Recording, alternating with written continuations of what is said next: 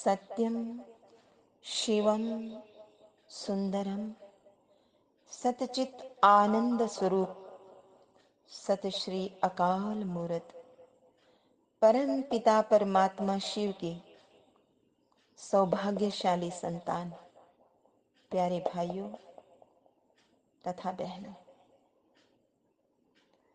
हमारी सर्व साधना तपस्या का एकमात्र उद्देश्य है खुद में पात्रता भरना, भीतर के ध्रुव को, प्रहलाद को जगाना, बुद्धत्व को जागृत करना, ताकि वो परम सत्ता हमारे भीतर झलकने लगे।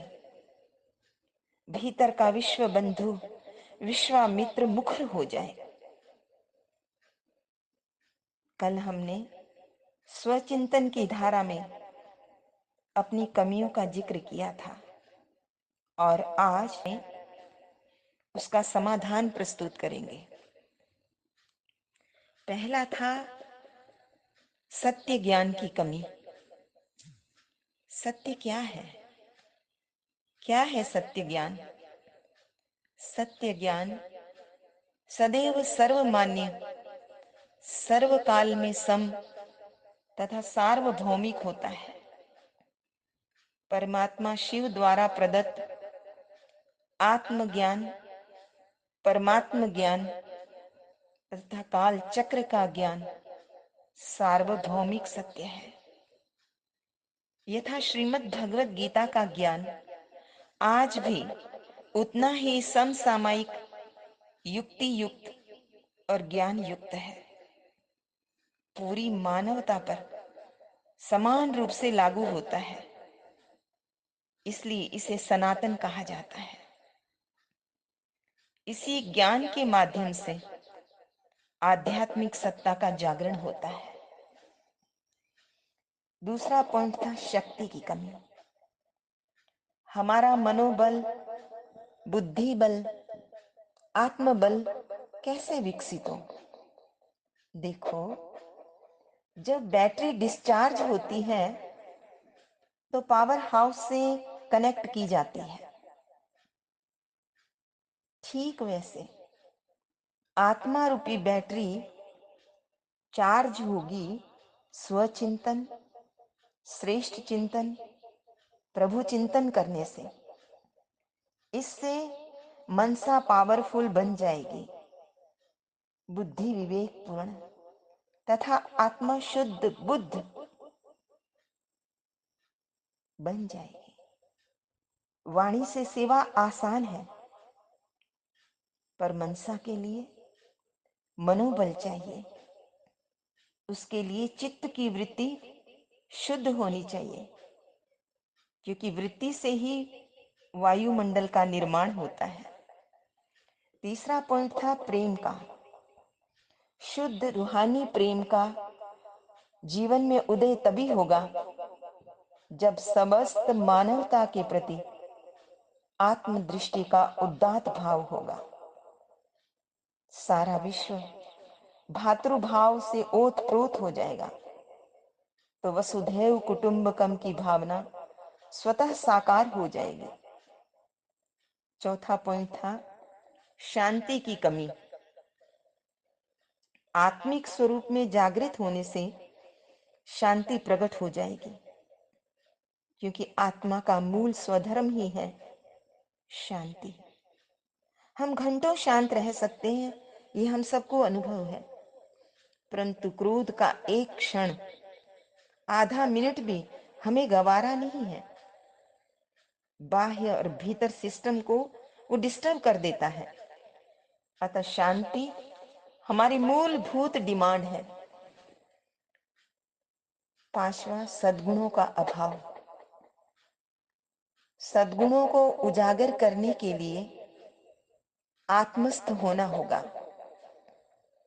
स्वयं शिव बाबा कहते हैं कि बच्चे, तुम्हारे भीतर ही सद्गुणों का आगार है, भंडार है। भीतर के गहरे अंतस में उतरना होगा। अंदर सद्गुणों के मोती भरे पड़े हैं। अंतर तो तेरा रत्नागर है, जरा गहरे पेट तो सही, अंतर्मुखी बन तो सही। छठा था व्यावहारिक पवित्रता की कमी। वास्तव में पवित्रता तो परमात्मा प्रदत्त वरदान है, हमारी अमूल्य थाती है, ऊर्जा है। जब हम आत्मस्थ हो परम पवित्र परमात्मा से योग युक्त होते हैं तो हमारा तन मन पावन हो जाता है। ये पावनता तरंगित हो इतनी विस्तृत हो जाती है कि समूची प्रकृति भी पावन हो जाती है। इसलिए एक गीत बहुत ही सुंदर है। पवित्र मन रखो, पवित्र तन रखो, पवित्रता मनुष्यता की शान है। जो मन वचन कर्म से पवित्र है, वो चरित्रवान ही यहाँ महान है। पवित्र मन रखो, पवित्र तन रखो, पवित्रता मनुष्यता की शान है। जो तन मन वचन से पवित्र है, वो चरित्रवान ही यहाँ महान है। बड़ा ही मूल्यवान है तुम्हारा ये जन्म, तुम्हारा ये जन्म। जगत की कर्म भूमि में करो भले कर्म, करो भले कर्म। अच्छी रखो विचार, उत्तम करो व्यवहार, आदर्श व्यक्ति की ये पहचान है। जो मन वचन कर्म से पवित्र है, वो चरित्रवान ही यहाँ महान है। पवित्र मन रखो, पवित्र तन रखो, पवित्रता मनुष्यता की शान है। जो मन वचन कर्म से पवित्र है, वो चरित्रवान ही यहाँ महान है। तुम अपनी आँख में अमृत रखो, विमल विमल, सदा विमल विमल। तुम्हारी वाणी में माधुर्य हो, सरल सरल, सदा सरल सरल। तुम हो कि निर्विकार, सबका करो सत्कार। ये जन्म तुम्हारा इम्तिहान है। जो मन वचन कर्म से पवित्र है, वो चरित्रवान ही यहाँ महान है। पवित्र मन रखो, पवित्र मन रखो।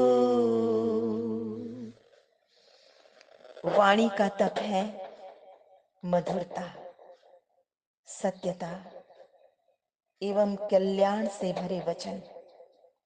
वाणी के लिए राजा भर्तृहरि का एक बहुत सुंदर श्लोक है जिसे हम सुभाषित रूप में ले सकते हैं। केयूरान विभूषयन्ति पुरुषम्, हारान चन्द्रोज्ज्वला, न स्नानं न विलेपनं न कुसुमम्, नालङ्कृता मूर्धजा। वाणी का समलं करोति पुरुषम्, या संस्कृता धार्यते, क्षीयन्ते खलु भूषणानि सततम्।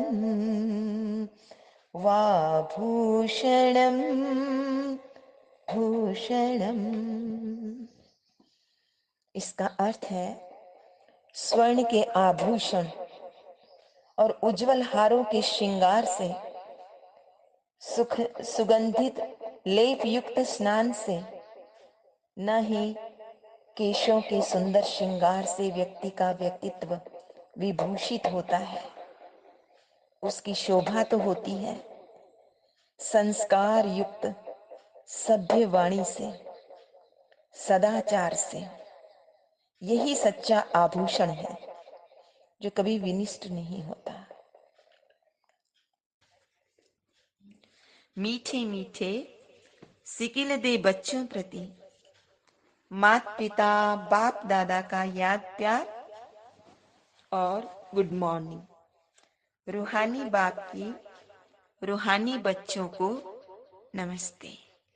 हम रूहानी बच्चों की रूहानी माता पिता बाप दादा को याद प्यार गुड मॉर्निंग और नमस्ते। सदा रहो हंसते, कहीं नहीं फंसते, बन जाओ फरिश्ते, बांध लो अपने बसते चलो प्रभु के रास्ते। वाहेगुरु जी का खालसा, वाहेगुरु जी की फतेह। बोल साचे दरबार की जय। लोका समस्ता सुखिनो भवन्तु, लोका समस्ता सुखिनो भवन्तु, लोका समस्ता सुखिनो भवन्तु। ओम